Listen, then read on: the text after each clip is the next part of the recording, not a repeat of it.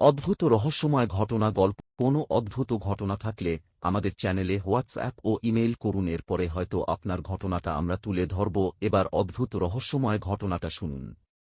Sir, রাস্তাটা ভালো না। যান না এখন। অপেক্ষা করেন। সকালে যান। কি বলেন চাচা? রাস্তা ভাঙা নাকি? তাছাড়া হাতে টর্চ লাইট আছে আমার। সমস্যা নেই, ভাঙা রাস্তা পার করে নিব। আমি ওই খারাপের কথা বলিনি স্যার। তবে কি রাস্তার মাঝে কোনো নদী আছে? ভূত বিশ্বাস করেন আপনি? হা হা হা, কি যে বলেন চাচা! ওসব আছে নাকি? বনোয়ারি গল্পগুজব। রিয়াজ রাজ নামের একটা ফালতু লেক্কের পেজেই এমন গল্প পাওয়া যায়। বাস্তবে এর কোনোই অস্তিত্ব নেই। কথাটা বলে হেঁটে চলে আসলাম। মুরুব্বিরা পারেও বটে। শহর অঞ্চলে বড় হয়েছি বলে আমাদের তারা বুদ্ধিহীন ভাববে। আমরা শহরের মানুষ। সায়েন্সের ব্যাপারে কি জানবে এই গ্রামের বুদ্ধিহীন মানুষগুলা? এদিকে পড়লাম আরেক ঝামেলায়। এই গ্রামে আমাদের একটি প্রজেক্ট আছে। ভিজিটের পদে, তাই কাজ ঠিকঠাক হচ্ছে কিনা সব দেখা লাগবে। আজকালকার ইঞ্জিনিয়ারগুলাও বাটপার। প্রজেক্টের টাকা গুনে গুনে নিবে, কিন্তু ৮০ দিনের কাজ করতে লাগিয়ে দিবে ৬ মাস। মাত্র নামলাম রেল স্টেশনে। ঘড়িতেও সময় রাত ২টো। ভাড়া বাসা অবধি এখন হেঁটে যেতে হচ্ছে। এত ডিপ্রেশনের মাঝে যদি কেউ এসে বলে ভূত বিশ্বাস করেন কিনা, কেমন লাগে তখন? প্রচুর রাগ আর একগাদা ডিপ্রেশন নিয়ে হেঁটে রওনা করেছি। ২টা বিল আর একটা স্কুল মাঠ পরেই গন্তব্যে যেতে পারব। বাজারে কিছুক্ষণ দাঁড়িয়ে এদিক সেদিক তাকালাম। একটা রিক্সাও দেখতে পাইনি। কেমন স্টেশন এগুলা কে জানে? যাত্রী সংখ্যাও কম না। গ্রামের ড্রাইভারগুলা কি টাকার মায়া করে না? এত পথ হাঁটা লাগবে ভাবলেও ক্লান্ত হয়ে যাচ্ছি। অবশেষে কোনো উপায় না পেয়ে আমিও শুরু করলাম হাঁটা। বাজার রাস্তার পাশে থাকা বিলে নেমে পড়েছি। এ পেরিয়েই পথ আমার অচেনা নয়। আজ থেকে আরও ২ মাস আগেও এসেছিলাম। তখন কাজ কোথায় হবে তা সিলেক্ট করতে এসেছিলাম। কোম্পানি আমার কম ছোট না। ৮-৫ লাখ টাকার জমি কিনেছে ১,৫০,০০,০০০ দিয়ে। যাই হোক, তাতে আমার মাথা ব্যথা নেই। মাসে ৭,০০,০০০ টাকা বেতন পাচ্ছি, তাতে আমার পরিবার খেয়ে পড়ে বাঁচতে পারে। কোনোদিকে আর মনোযোগ না বাড়িয়ে ফোনের ফ্ল্যাশ অন করলাম। এরপর হাঁটতে হাঁটতে যখন বিলের মাঝে আসি, তখন আমি ভিন্ন কিছু অনুভব করতে লাগলাম। শীত যায় যায় অবস্থা। তবুও রাতে ঘন কুয়াশার জাল কমেনি। গায়ে শীতের শীতলতা ঝাপটে ধরেছে। কনকনে এই শীতে থাকাও অসহ্য। কখন বাসায় গিয়ে একটা আরামের ঘুম দিব, সেই চিন্তা। কিন্তু ভিন্ন কিছু কি ঘটেছে? হ্যাঁ, ঘটেছে। বিলের মাঝে যখন এসেছি আমি অনুভব করলাম আশেপাশে কেউ দৌড়াদৌড়ি করছে।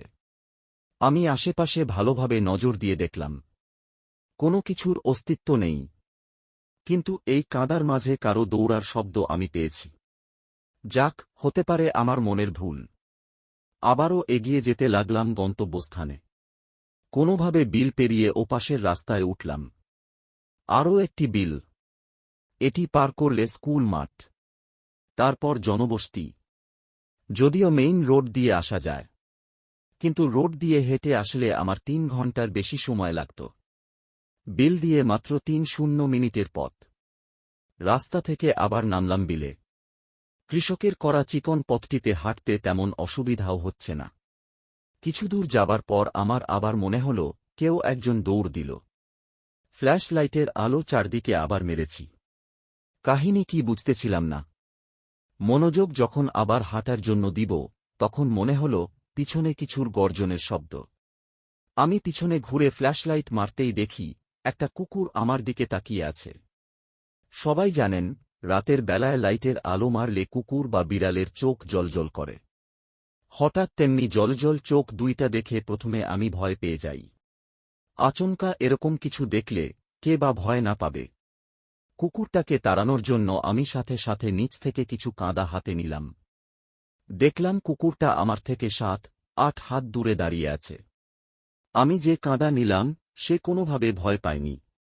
আমি এইবার যাহ কুত্তা বলে যখন হাতে থাকা কাঁদা ছুঁড়ে দিলাম, তাও আবার কুকুরটার মুখে। দেখলাম কুকুরটা তখনও আমার দিকে হিংস্র চোখে তাকিয়ে আছে।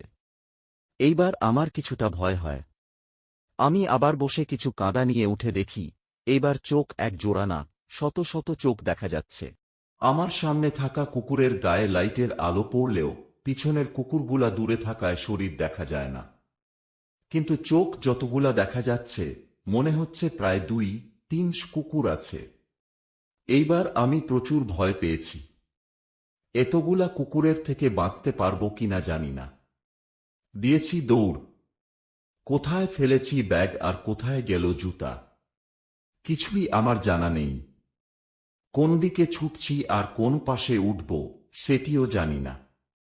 হাতে ফোন আর তার আলোতে যা দেখি তার উপর দিয়ে দৌড় শুরু করি। কতক্ষণ ধরে দৌড়াচ্ছি সেটিও জানি না। কিছুক্ষণ পর দেখি আমি যেদিকে যাচ্ছি সেই পথেও খানেক চোখ দেখা যাচ্ছে, যাদের শুধুই চোখ দেখা যায়, শরীর দেখা যায় না। দিকভ্রান্ত হয়ে সামনে না এগিয়ে ডান দিকে দৌড় লাগালাম, কিন্তু কিছু দূর যেতেই দেখি সেদিকেও কিছু চোখ। তখনও আমার মাথায় আসেনি এখানে অলৌকিক কিছু হচ্ছে। এদিক সেদিক এলোপাথারি দৌড়ার পর দেখলাম আমি কোনোভাবে রাস্তায় উঠেছি। সামনে স্কুল মাঠ আর তারপর জনবসতি। বিপদ থেকে রক্ষা পাওয়ায় আল্লাহ তাআলার কাছে কৃতজ্ঞতা জানিয়ে দিলাম মাঠের দিকে দৌড়।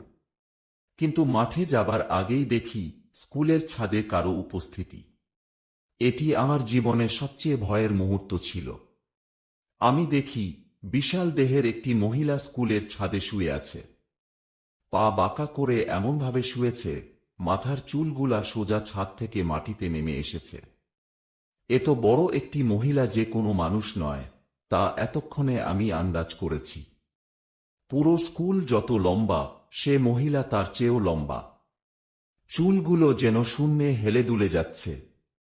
আমি এই অশরীরী দেখে যখন থমেছিলাম তখন সে মাথা ঘুরিয়ে আমার দিকে তাকিয়েছে। ভাই, এ ভাই! কারো ডাকে লাফ দিয়ে উঠেছি। দেখলাম আমাদের কোম্পানির ম্যানেজার আর অফিস সহকারীরা আমার পাশে। তাদের কথা অনুযায়ী সকালে স্কুল মাঠে আমি জ্ঞান হারাচ্ছিলাম। আমাকে উদ্ধার করেছে সেই বৃদ্ধ চাচা যিনি আমাকে রেল স্টেশনে নিষেধ করেছিল না আসতে। পরে আমি এইটাও জানলাম ওই চাচাটা আমাকে চিনে। গত 2 মাস আগে যখন এই প্রজেক্টের জায়গা কিনতে এসেছিলাম তখন আমাদের রান্নাবান্না উনি করেছিলেন। সেখানেই দেখেছেন আমাকে। উনার বাড়ি ওই রেল স্টেশনের পাশেই। জানতেন আমি বিল বেয়ে চলে আসব, তাই নিষেধ করেছে।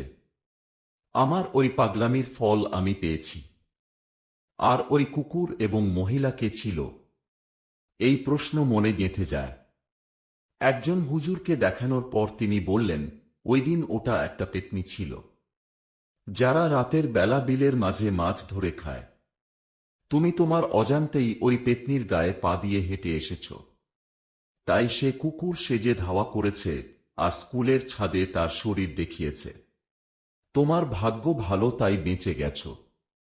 হয়তো আল্লাহর কাছে কৃতজ্ঞতা স্বীকার করায় আল্লাহ তোমাকে এ যাত্রায় রক্ষা করেছে। সমাপ্ত।